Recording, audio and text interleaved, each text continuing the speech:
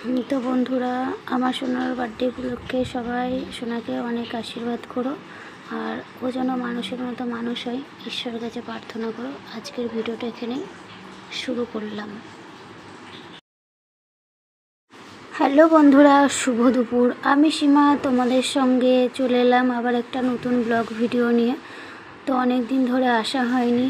এটা ছিল মেয়ের জন্মদিনের কিছু ভিডিও। দিনটি ছিল 21শে সেপ্টেম্বর। তো শরীর খারাপ ছিল যেহেতু ভিডিওটা দিতে পারিনি। কিছু রিলস ভিডিও তোমাদেরকে দেখিয়েছিলাম।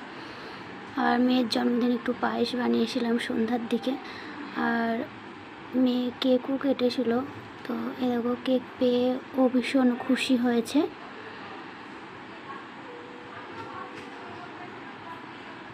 আর এটা ওর ছিল জন্মদিনের ড্রেস, ওর পিসিমণি দিয়েছে। আর দুপুরে আমি আনিয়েছিলাম মাদারসাট থেকে, অর্ডার করেছিলাম ওর জন্য খাবার। আমাদের তো সেদিনকে বাইরে গিয়ে খাবার কথা ছিল, যেহেতু শরীর খারাপ ছিল বাইরে যেতে পারিনি। তো সোনার ভীষণ মন খারাপ ছিল, তার কি জন্মদিন হবে না বারবার করে বলছিল। তো যে কারণে আমি মাদারসাট থেকে ওর জন্য খাবার আনিয়ে নিয়েছিলাম।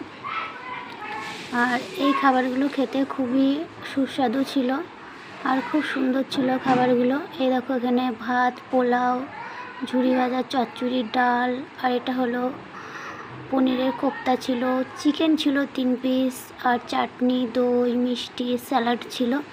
তো প্রতিটা খাবারই এখানে খুব সুন্দর ছিল। আর আমার সোনা এই খাবারটা পেয়ে ভীষণ খুশি হয়েছে, আর সে তৃপ্তি করে খেয়েছে। সে দুপুরে একবার খেয়েছে, আবার সন্ধ্যায় গেছে। আর খাবারটা ডেলিভারি বয় এসে দিয়ে গেছিলো। আর সন্ধ্যার দিকে তো কুচু কাচাদের নিয়ে আমার মেয়ের একটা সেলিব্রেশন খুশি হলো। সব বাচ্চাগুলো ছিল, দেখেছিলাম, তারা প্রত্যেকে এসেছিল। ছুরিটা ধরো শোনো হাতে। শোনো, ওই মোমবাতিটা নেবানোর সময় তোমার মনের যা ইচ্ছে তুমি সেটা বলবা। হ্যাঁ, হ্যাপি বার্থডে টু ইউ মাম্মা। আচ্ছা দাঁড়াও, আগে উইশ করো, তারপর মোমবাতি নেওয়া। মনে মনে একটা উইশ করো, তারপর তোমার মনে মনে কি চাই তুমি সেটা ওই মোমবাতিটা নেভানোর আগে সেটা বলো। না, আচ্ছা ফুদ দিয়ে দাও।